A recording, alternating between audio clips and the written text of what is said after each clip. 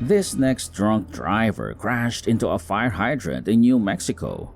When officers requested her ID, she threw a tantrum, complaining that she didn't want to spend an eternity in jail. Her outburst made an already tense situation even more difficult for the police. Sorry.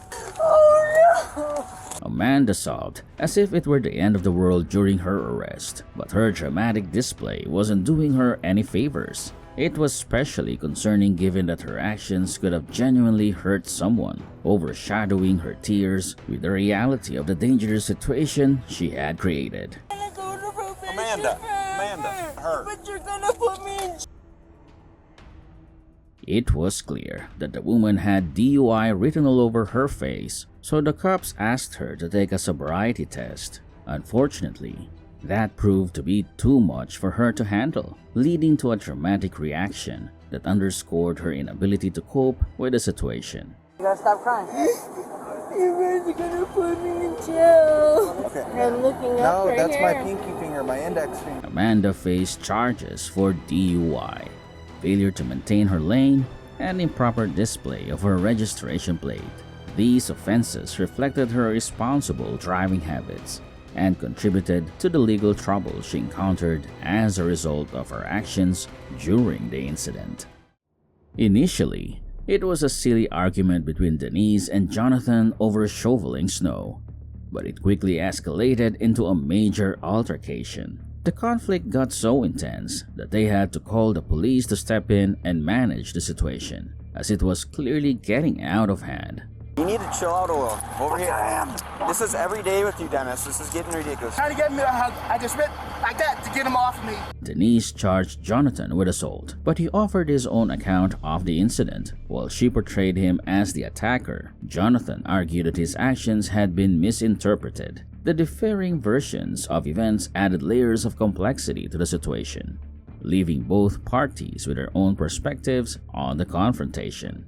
I agree with you. This isn't okay. No. So then he pushed stuff behind your truck? Right there. Dennis, come here. The elderly man asserted he was pushed after being provoked. He maintained that his reaction was a direct response to the situation, framing himself as the victim in the heated exchange.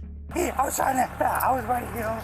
Yeah, he threw me home. Jonathan's actions during the snow argument were confirmed when it was revealed that he had pushed Denise. Surprisingly, he also admitted to snapping the elderly man like a Pringle, which emphasized the volatile nature of the confrontation and his aggressive behavior. But he never listened to my side anyways. He never did try to tell me. He knows this multiple times. I told him, officers told him, and he kept on going, trying to run me over. I literally had to hop on top of the plow. Jonathan was having a tantrum even with the cops nearby, which showed just how volatile he was. It's easy to imagine how he would act without their presence. He would definitely be more aggressive and reckless, making the situation even more chaotic. After he knocked my phone off my hand and tried to, then he came out, hugged me like this. Get taken now, Jonathan. His meltdown was absolutely unnecessary, especially for an adult acting so dramatically. It's just one more issue that the police have to handle, complicating their responsibilities even further. The added drama creates an even more challenging environment for officers trying to maintain control of the situation. Jonathan, you gotta calm down, okay? Don't go over by him at all. So we're gonna have to cite them both. Jonathan faced charges of disorderly conduct and bail jumping, while Denise was also charged with disorderly conduct. Both individuals contributed to the chaotic situation, leading to legal repercussions that highlighted the seriousness of their actions during the snow-related altercation.